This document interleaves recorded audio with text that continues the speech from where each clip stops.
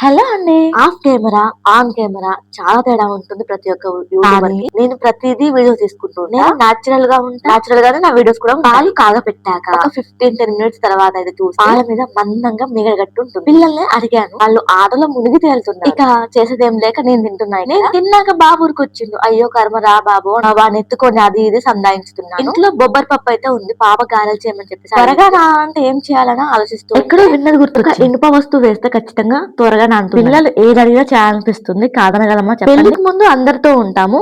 పెళ్ళయి ఒక ఇంటి వాళ్ళం అవుతాము. అయినా కూడా ఒంటరిగానే అనిపిస్తుంది. పెళ్ళైన ఆడవాళ్ళు అంతో ఇంతో సంతోషంగా ఉన్నారంటే పిల్లలతో అందమైన వాళ్ళతోనే, బాధ అయినా కూడా వాళ్ళ ఒకప్పుడు ఏ కష్టం పడకుండా పెరుగుతాము. ఆడవాళ్ళయి పిల్లలయ్యాక ఉదయం నుంచి సాయంత్రం వరకు ఒక రోజుతో యుద్ధం చేయాల్సి కష్టం తప్ప మరేమి తెలియకుండా ఉంటుంది. ఆ వీడియోస్ ఎక్కువగా డే టైమ్ లో ఉంటాయి, నైట్ టైం ఎక్కువగా ఉండవు. క్లారిటీ చేసి అందరూ రిక్వెస్ట్ చేస్తున్నా. ప్రతి ఒక్క లైక్ ఇవ్వండి. Please to subscribe. Thanks for watching.